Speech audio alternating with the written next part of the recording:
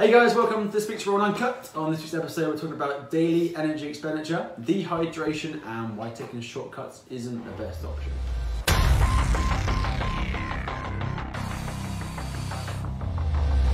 Right, daily expenditure, I'm going to try and wrap it up in under 2 minutes. I can go on for like ages in this one. I'll get really tired.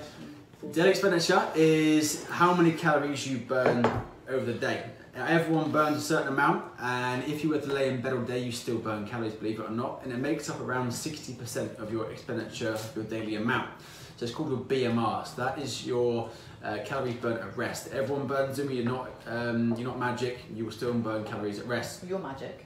I am not Magic Mike though. Well, okay, Magic Mike. If only he was Magic Mike. No, I was Magic Mike. My seat would be very... Absolute bang. Anyway, there are different components that make up the rest. There is your thermogenic effect of food, which is the calories you burn during mastication, not masturbation, chewing. Mastication, Chewing. digesting. Then there are other components, which is your NEAT and your EAT. They sound really long and complicated, but they're actually not. So your NEAT is what you do basically every day. So if you were to walk the dog, walk to work, commute, take stairs, instead of lift, that's your EAT. So you can make that component quite a big chunk of your expenditure. You can add that up. You can do little things in your day. Standing up rather than sitting down burns more calories. Then you have your EAT. So this is stuff that we plan to do in the day. This is stuff that we do in the gym. Your favorite exercise class, spinning, boxercise, whatever you like to do, that is your EAT. So those are your other components. Now, when we diet, especially Dave at the moment, dieting quite severely for his show, the body tries to preserve calories and it will make him quite lethargic. So I know he's working now, but if he wasn't working, your NEAT would be quite low because you're probably sitting down a lot, you'd be tired. Whereas I'm quite active because I'm full of food and my body's loving it, so I will be walking around everywhere. So comparing those two, if you lower your calories, then your NEAT naturally lowers. We tend to become a little bit lazy. So if you try and increase your NEAT, you will get far better results than someone who's sitting down and lethargic and takes the car and takes the lift. Little things add up massively. I know it sounds stupid by taking the stairs and walking the kids to school, but it's huge on calorie expenditure. So that's that one. I think that's about 2 minutes. We'll make about 2 minutes. I think so. Dehydration. Good dehydration. Yeah. So a lot of people tend to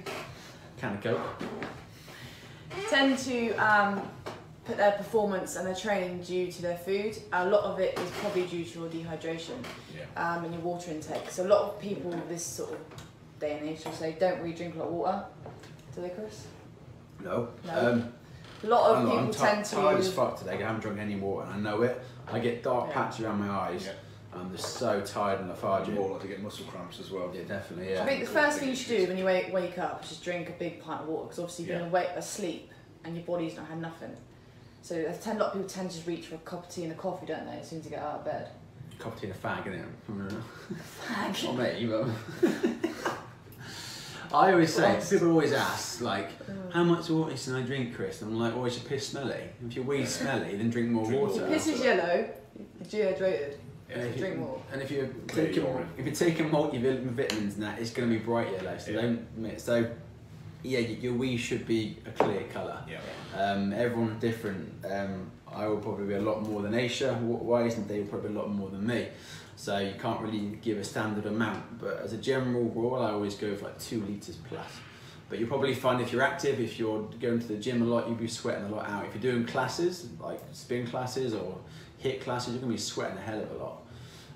So make sure you smash it. That's about a litre in there. So I've only drunk like 1, maybe 2 today, and I'm feeling it massively. I've had 3. Oh yeah. Yep. I'm about nearly 5. Oh yeah. Fucking hell. Smashing it today. It's like a racehorse. Yeah, basically. Yeah.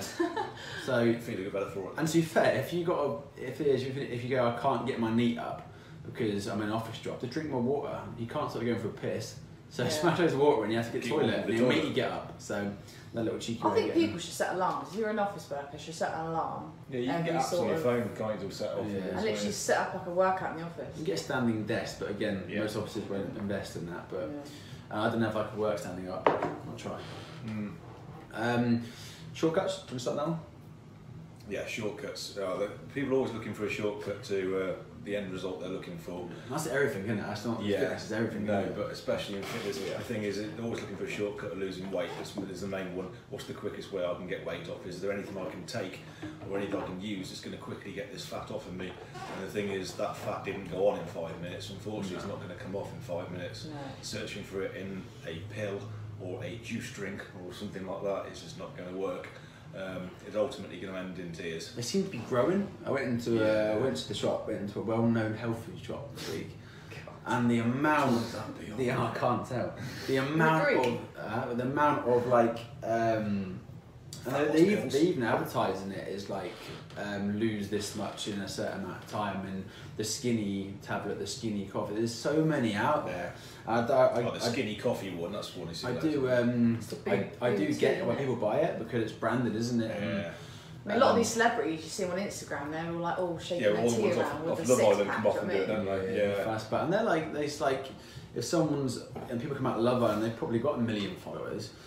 They get anywhere from £5,000 and up. I don't know how much it goes up to, but I've heard some silly amounts from other people. Yeah. And if they have 10% of their followers or even 5% buy one, they've made that money, but the company's made the money back. They don't care. The celebrity doesn't care whoever buys it or harms. Money. They're just selling it and emptying your pockets. So, like I said last week, we're on Uncut. Just do your research on whatever you buy and do your research on whatever coach you use. And if you walk into a gym or a coach and they are selling something like that, and I'll just walk straight out. Yeah. The old fancy pyramid scheme is in there. The man at the top makes the money, and then everyone below just literally has to grovel and get everyone to buy it. Ultimately, there is no shortcut. It's just a case of tracking your calories, training, and just being sensible with it, following a plan and consistency with it. I know, like people say about the calories, and it is, from my opinion, probably the easiest way, especially if you want a normal life, than tracking calories. And like I said to someone yesterday, I'm not expecting to track calories the rest of your life. 6 months, maybe a year in, you become so educated of what's in your food because you tracked it so much, it becomes second nature. Yeah. And then naturally you tend to choose the better options. Yeah. I know we don't ever get taught this from a young age, that what's in food. We have food tech at school, don't we? We make a fucking muffin or a pizza, but we never actually told what's in the food and what's carbohydrates and what's protein and what's I'm surprised they haven't brought that into schools now, you know. But then people aren't educated on that either, are they? No. You know what I mean? So do your research and stuff, and if you're not going to a gym or not seeing a coach and you don't want to, but you still want to do it at home, you're not sure how many calories to actually have. I think I've touched on this before, but you can use a calorie calculator, or you can just literally track what you do now. So you can just track for 7 to 14 days exactly what you eat and exactly what you drink.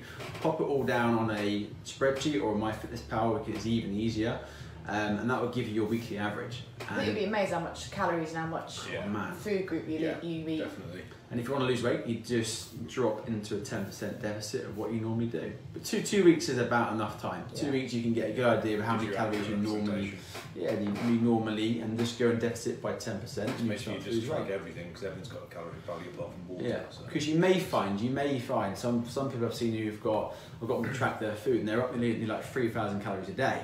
Now, if I went on a calorie calculator and put them in a deficit, and it's hoping they're at like 1900, that's a hell of a fucking drop for them. Yeah. They're going to feel so tired and lethargic. So if you did it yourself and tracked for 14 days, you get a much better, more accurate way of doing it. Yeah. People are just too lazy to do it, but if you're at home and you want to do that, it's so much more beneficial. Going back to our daily energy expenditure, if you want to know what your base metabolic rate is, we do have our fancy new 3D scanner in the gym. So if you want to book in for a scan, message us on here or on our Instagram. It's £30 a scan. It's quite detailed. Body fat. Yeah, especially when you do the next scan as well. We have like a comparison. Yeah, so you can see what you're at. It's worth having. If you want to know what it actually does, it basically, and you may remember the old like electrical impedance ones at the gym. Remember the ones you hand out? Oh yeah. So yeah, they're the horrendous ones. We used to have a body stat, which you put electrodes in your hands and feet, and it really depends on hydration. So if you're dehydrated, you get a really inaccurate reading. The 3D scanner it relies on imagery, so it doesn't rely on any hydration. So basically it fires about 4,000 pictures in about 40 seconds.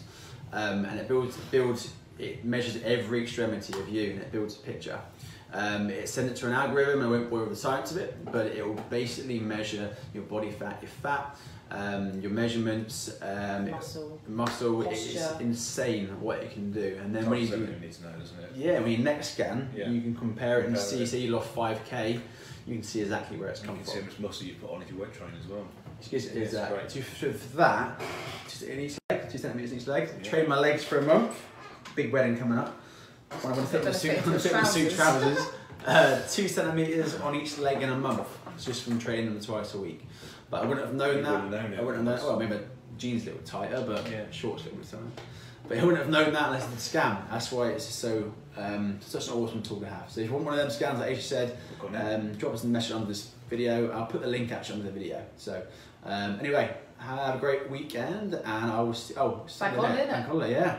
Bank holiday Monday. Have a good Monday. Be and sensible. we'll see you next Sunday. Yeah. Awesome. All right, cheers.